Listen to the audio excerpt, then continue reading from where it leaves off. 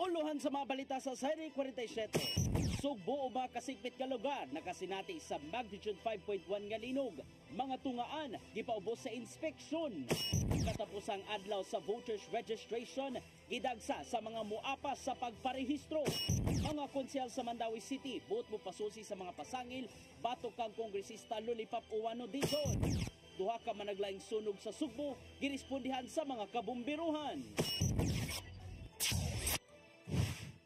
Sugbo, Kabisayan ug Mindanao, Pilipinas ug katawhan kutos maabot sa tong Sibya sa tibuok kalibutan maayong hapon.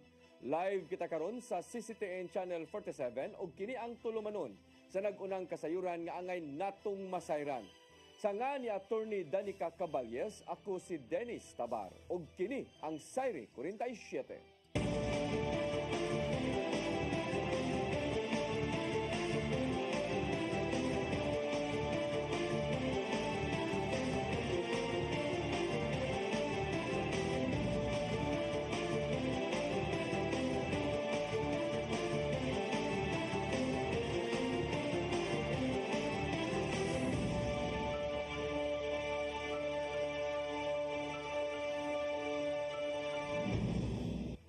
Ug karon sa kumpletong detalye sa atong mga balita, magnitude 5.1 nga linog natagamtaman sa Sugbo ug mga kasikbit niini nga mga lugar sa Kabisayan. Hinundan nga way face-to-face nga classes karong adlaw sa tulo ka mga LGU sa Sugbo aron pagsusi sa kahimtang sa mga classrooms. Ang kasayuran ihatod ni Gian Navarro. Miigo ang magnitude 5.1 nga linog sa Sugbo. Diin, nimutang ang epicenter nini sa lungsod sa Poro, lalawigan sa Sugbo, alas 2:53 kagahapon sa hapon. Matod sa PBOX, nasinati among lungsod og intensity 4. Lakip na ang dakbayan sa Talisay og pipila ka mga dapit sa Bohol ug Leyte. Nasinati among pag-uyog sa mga lugar sa Central ug Eastern Visayas. Tungod nini daling ni paigayon og damage assessment ang Poro Municipal Disaster Risk Reduction and Management Office sa tibok lungsod. Wala ra hinuon mga natalang pagguba gikan sa mong lugar. Samtang gitaho sa Cebu PDRRMO nga walay mga dakong pagguba sa pipila ka mga lungsod human sa kusog nga linog. Tuod nini walay face-to-face classes ang pipila ka bahin sa Metro Cebu human gisuspenso aron susiyon ang kahimtang sa mga school buildings. Nimando ang Department of Education Cebu City Division sa mga tungaan nga ipatuman ng modular learning sa mga tinun-an aron makapaygayon og inspection sa mga classrooms. Susama usab ang gimong lakang sa dakbayan sa Lapu-Lapu human ni paibaw si Mayor Ahong Tran sa pagsuspenso sa klase karong adlaw. Gisundan kini sa laing anunsyo gikan ni Court of Mayor Cesar Didoy Suwan pagkalabay sa pipila ka gutlo. Atagan usab nila og lugway ang pag-assess kung ligon pa ba ang mga classroom suman giigo sa kusog nga linog ang Sugbo. Gian Navarro, CCTN News. Tulo ka tunghaan sa syudad sa Mandawi ni pahigayon og modular distance learning tungod sa nakitang crack sa ilang building subay sa linog sa Camotes kagahapon. Ang kasayuran ihatod ni Mary Rose Sagarino. Ni patumar og modular distance learning karong adlaw ang tulo ka mga tunghaan sa dakbayan sa Mandawi subay sa niigo nga 5.1 magnitude nga linog sa Camotes Island kagahapon. Ang tulo ka tunghaan mao ang Tingob Elementary School, Tabuk Elementary School ug Kanduma National High School. Ang ubang mga tunghaan nagpahigayon og face-to-face classes. So far today, we did not receive any information of suspension of classes. So under our DepEd order, generally we await for the issuance of a declaration from the chief executive sa city if there are suspension of classes. So wala tay any declaration of that. Matod ni Oro nga mga tunghaan gimanduan gilayon sa pagsusi sa structural integrity sa ilang mga building human sa linog. Matod ni Oro nga mga report sa mga tunghaan ay sumiter nga ato sa Office of the Building Official sa Dakbayan alang sa assessment o confirmation. Kuno galing mo kumpirmar ang obo nga dili na ipagamit ang naapektuhan nga building. Matod ni Oro nga iabandonar ang edipisyo ug walay klase nga ipahigayon didto. Ilaha usab isugyot ang demolition og pagtukod og bagong building. Thankfully, for next year natay available nga funds under the SEF nga pwede na itong magamitan for those mga projects if ever na atay need for that. But temporarily, kung let's say ang classroom previously gigamit na siya per klase niya, karon dili na siya pwede gamiton. So mangita gyud na og paagi ang principal to continue ang klase aning mga bata. So maybe used katong mga spare nga classroom na amon tay classroom nga gigamit na toron nga computer laboratory, library, mga faculty room, i-convert gid nato kay priority man gyud nato ang mga kanang bata. Mary Rose Sagarino, CCTN News. Mga opisyal gikan sa mga lungsod sa probinsya sa Sugbo nakig-alyansa sa partidong One Cebu alang sa ubabot nga eleksyon. Magpapili pagbalik si Gobernador Gwendolyn Garcia alang sa ikatulo niya nga termino. Ang kasayuran ihatod ni Gian Navarro. Nakahigayon si incumbent Governor Gwendolyn Garcia sa pagbisita sa Southern Cebu aron masiguro ang alyansa sa partidong One Cebu. Sa lungsod sa Buluon, nanumpa ang 190 ka mga opisyal gikan sa pagkamayor, vice-mayor, konsehal ug ingon man barangay ug SK officials aron magpasakop sa local party. Mipasalig amaw mga opisyal nga tumanon ang tahas alang sa nisgutang partido. Mipainomdo mismo ang gobernador ngadto sa local officials nga likayan una ang politika sa pagpanimaos. Kay suma pa niya, patas ra ang paghatag og hinabang ug pagpatuman sa mga programa sa Kapitolyo nga walay sagol nga pamulitika. Apan ang akong giampo lamang Diyos nga makagagahom unsa man ang mahitabo sa Sugbo, tagai og mga lideres nga bisan pag dili miyembro sa One Cebu, mga lideres nga moalagad gikan sa kasing-kasing andam nga ihiklin ang kaugalingong interes nga sa kanunay ipatigbabaw ang kaayuhan sa katawhan. Gisundan kini sa pagpanumpa sa ubang mga opisyal gikan sa unom ka mga LGU sa Southern Cebu nga gipaygayon sa lungsod sa Sambuan. Karong hapuna nagtapok ang mga magpapiling opisyal ubos sa One Cebu Party dinhi sa Dakbayan sa Sugbo alang sa ilang General Assembly. Dungan sa pag-ila sa mga mokandidato gikan sa managlaing distrito, ang pag-nominate kang Governor Garcia isip standard bearer sa local party. Magpapili siya alang sa ikaunom nga termino sa maong posisyon. Susamaw sab nga mensahe ang iyang gipainomdom ngadto sa party mates. So let us not ever imagine nga kining atong kadaugan karong 2019 balik na sad ang One Cebu hangtod sa hangtod nga ni. That this is for eternity. Because we saw what had happened in the past. Nakahigayon sa pagpadayag sa alyansa ang laing tulo ka local parties aron mo paubos sa One Cebu. Kinimaw ang Kusog Party ni Acting Mayor Raymond Alvin Garcia, Alayo Nacionalista Party ni Mayor Samsam Julias ug Kaabag Party ni Mayor Ahong Chan. Gipamatud-an sa One Cebu ang mas gipalig-ong alyansa Lukop Isla sa Sugbo, sukad na sukad. Gian Navarro, CCTN News.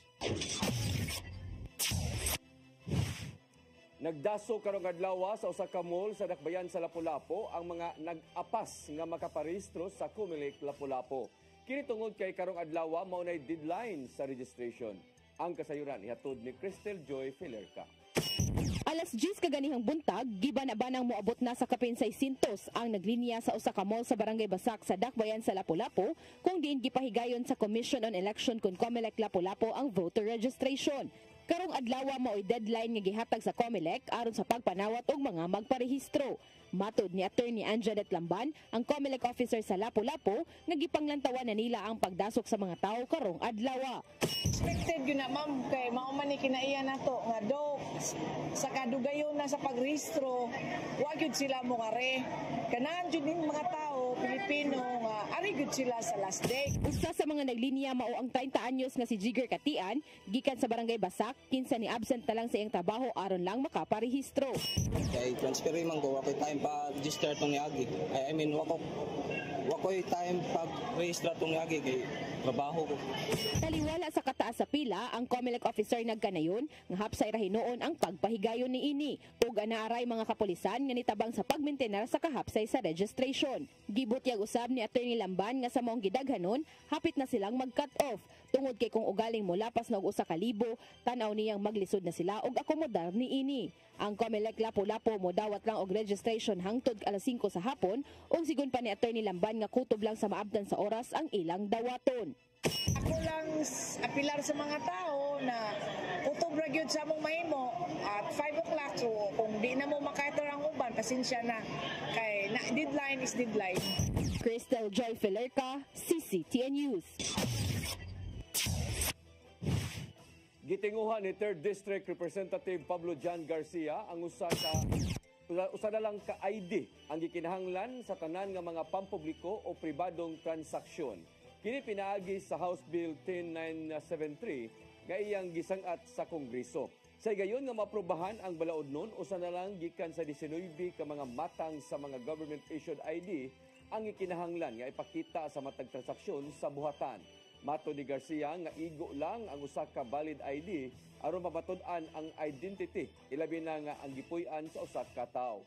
Kung magdumili ang bisan unsang opisina, multahan kini hangtod sa 500,000 pesos samtang silutan o 3 ka tuig nga pagkapriso o multa hangtod sa 3 milyones ka pesos ang kinsa man nga mogamit og picking ID alang sa mga kadudahang transaksyon. Balik sa ato mga balita, mga konsehal sa Dakbayan sa Mandawi ni sugyot sa pagpaimbestigar sa pasangil batok kang Congresswoman Emery Uwano Dizon. Kabahin kini sa giingong pagpamaligya sa yuta sa Mandawi. Ang kasayuran ihatod ni Mary Rose Sagarino. Sa sesyon sa Konseho sa Siyudad sa Mandawi, nipasar og resolusyon si Konsehal Cynthia Cinco Remedyo sa pag-imbestigar sa giingong yuta sa Mandawi City nga giangkon o gibaligya ni Congresswoman Emery Lollipop Uwano Dizon. Giingong katuyuan sa pagpaimbestigar sa aligasyon aron protektahan ang kabtangan sa siyudad. Na-involve magud ang city, so dapat ako na lang siya gihimog resolution para atong ma-forward sa ato ang chairman sa committees on laws and ordinances para ma-check lang sad. So ang ato lang transparency nga mahikaybaw sad ta. Makaibaw ang syudad kung unsa to ang maong gi-file nga kaso. Magkahinumduman nga ang broadcaster nga si Edward Ligas ni pasaka og kasong plunder o graft batok kang Uwano Dizon og bana ni ini nga si Upaw Barangay Captain Jojo Dizon ngadto sa Office of the Ombudsman Visayas. Gipasangilan ni Ligas ang magtiayon nga illegal nga nipalit sa 2,500 sa metro kwadrado nga luna kabahin sa 186 ka hektarya nga reclamation contract tali sa Mandawi City Government ug usa ka pribadong developer niadtong tuig 1992. Ang maong bahin sa yuta nahimutang sa Barangay Sentro ug giingong gipanag-iya sa Mandawi City. Tungod niini nanawagan ang mga konsehal nga imbestigahan ang maong aligasyon. Pero wala, so fine. Wala ray unsa to ang maong aligasyon, wala ra say kaso. Ang maong resolusyon gisuportahan sa mayoriya sa konseho nga mga kaalyado sa administrasyon. Sa unang pamahayag ni Uwano Dizon, iyang giinsister nga legal ang transaksyon. Matud sa kongresista nga usa pa siya ka private citizen dihang gihimo ang pagpalit kapin 30 ka tuig na ang ninglabay. Nipadayag siya og pagsalig nga ang mga kaso isalikway sa higayon nga makapresentar siya sa iyang habig. Mary Rose Sagarino, CCTN News. Giablihan karong adlaw ang 911 Emergency Command Center nga nahimutang sa Cebu City Hall. Gipanguluhan ni Acting Mayor Raymond Alvin Garcia ang pag-abli sa mong state-of-the-art nga command center. Kini aron mas advance ang pagsubay sa kahimtang sa gawas nga bahin. Ingon man dali nga pagtubag kung adunay dinalian nga tabang. Suma pa ni Garcia nga gituyo ang maong Emergency Command Center aron mas sulbad ang bisan unsa nga mga suliran panahon sa krisis. Kabahin lang sa ang maong nga buhatan sa mga nahimo nga pagpaningkamot ubos sa kasamtangang liderato nga mao ang paglikay sa kadaot nga da sa mga katalagman.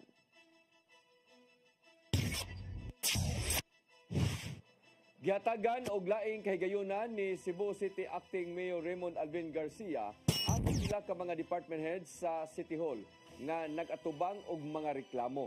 Nagdumili hinuon si Garcia pagbutyag sa mga department head nga nagpabuyag apan usa sa mga nag-atubang og mga reklamo ilabi na sa mga sakop niini mao si Cebu City Health Officer Dr. Desibilia.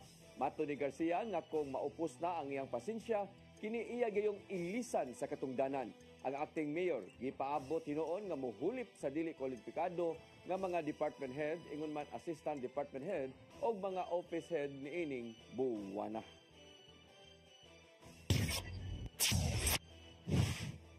Ni pahigayon ang Mandawi City o ga-kick-off sa celebration sa Pink October o Breast Cancer Awareness Month at tubangan sa Mandawi City Hall kaganinang buntag.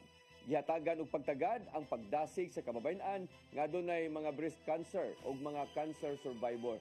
Nagkadaiyang kalihukan sa mga ipahigayon aron kahatagan og giya ang kababayen-an nga adunay sintomas sa cancer sa suso. Ang kalihukan maglakip sa libreng konsultasyon matag Huwebes, Biyernes ug Sabado, ingon man Zumba matag Biyernes. Nidawat sa iyang 100,000 pesos atol sa iyang adlaw na tawhan niadtong Sabado ang usa ka centenarian sa Dakbayan sa Lapu-Lapu. Gitunol ang maong kantidad ni Lapu-Lapu City Mayor Junard Ahongchan ngadto ni Laurencia Sinagpulo nga residente sa sitio Sugtunggan, Barangay Basak. Kinsa mao ini sa ulog sa iyang usa ka gatos ka tuig nga adlaw na tawhan niadtong September 28. Ang maong cash incentives nagikan sa lokal nga kagamhanan sa Dakbayan sa Lapu-Lapu. Lauman ang laing 100,000 pesos pa nga madawat sa maong centenarian gikan sa nasudnong kagamhanan.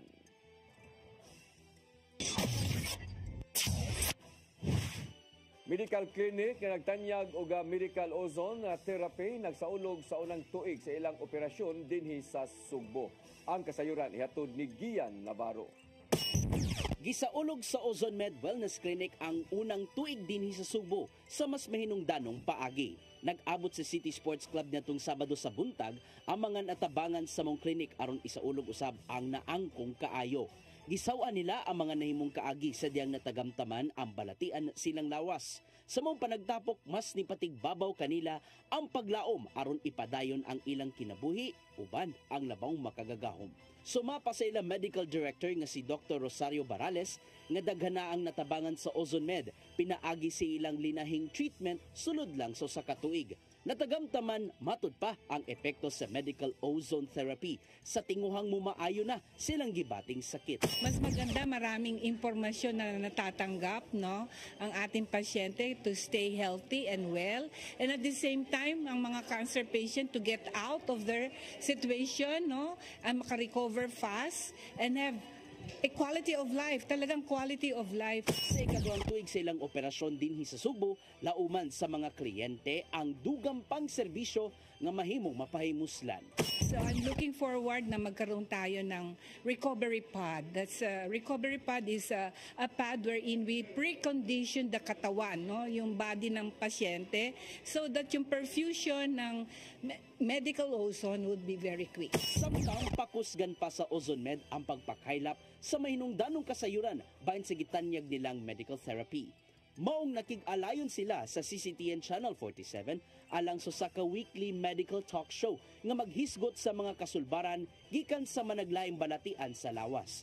Matod pa sa program hosts nga daghan ng angheng makat-on sa mga mutan-aw nini on air ug online. Actually, they will answer frequently asked question kasi ang Ozone Med we strengthen our advocacy na para sa may sakit. At ngayon, kinikater naman natin yung mga walang sakit at ayaw magkasakit. Makita usab silang talk show ang mga testimonya gikan sa mga nakapaymos sa medical ozone therapy gikan sa Ozone Med. Marami tayong testimony. So, look forward po kayo sa mga testimonies po ng ating mga patients. Mapapanood nyo na rin po on this show. Mong atalan gyud sa tanang mga tigtan-aw ang New Start Ozone Med Health and Wellness Talk dinhi sa CCTN 47 coming very soon. Alang sa mga gusto magpaybos sa medical ozone therapy, iscan lang kining QR code nga makita sa screen. Kini aron makakuha og special privileges ug discounts gikan sa Ozone Med Wellness Clinic Cebu. Gian Navarro, CCTN News.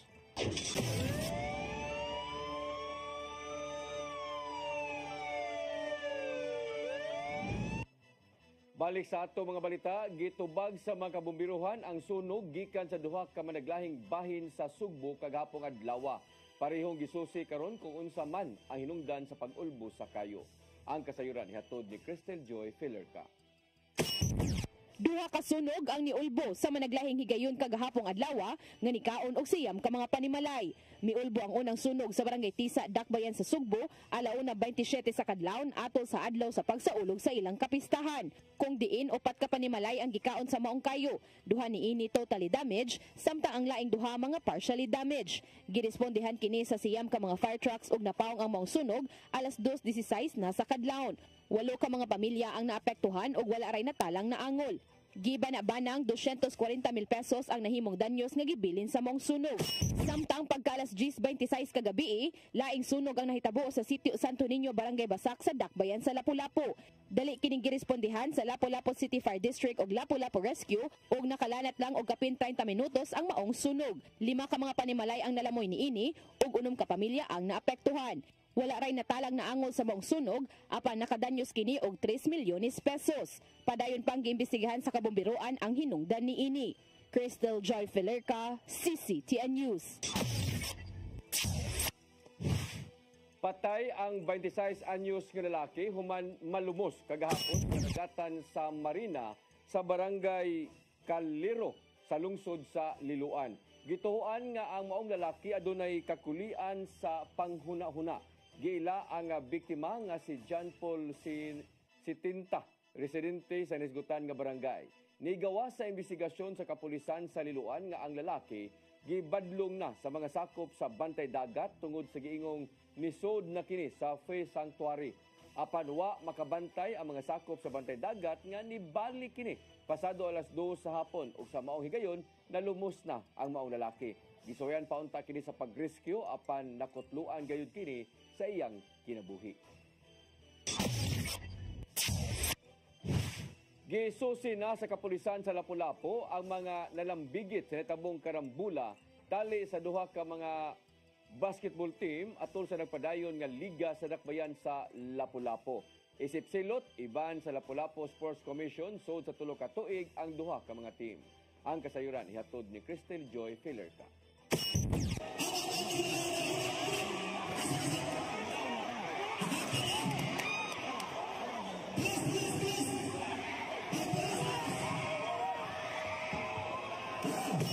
Makita sa mong video nga nikatap sa social media ang panagrambol sa mga players sa duha ka basketball teams nga niduwa kagabi sa gipahigayong liga sa Dakbayan sa Lapu-Lapu subay sa nagsingabot nga kapistahan sa Dakbayan. Kung diin, ubay-ubay ang mga nalambigit ug uban kanila dili mga players. Matud ni Vince Dominic Carungay, ang Lapu-Lapu Sports Commissioner, nga nagpadayon pa ang ilang elimination round kagabi.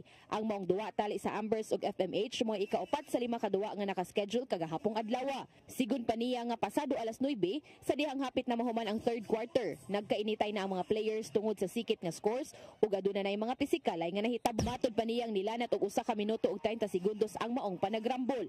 Dugang pa niya nga niabot sa 13 ka mga individual ang nalambigit sa mong insidente base sa video ug usa sa mga players ang nakaangkon og gisi sa iyang kilay. Samtang gibutyag ni Police Lieutenant Colonel Christian Torres, ang spokesperson sa Lapu-Lapu City Police Office, nga mga mobile patrols lang ang gibutang sa mong dapit ug ato sa pagkahitabo na atlan nga aduna kinila ing girespondihan.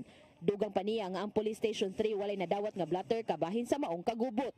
Apan si Lieutenant Colonel Torres ni butyag nga paimbestigahan niya ang maong insidente ug kung pwede ba silang mupasaka og kaso batok sa mga nalambigit. Atong gi-advise ng station commander sa station 3 nga makandak og motopropyo investigation para ma-identify to nato mga tawanan.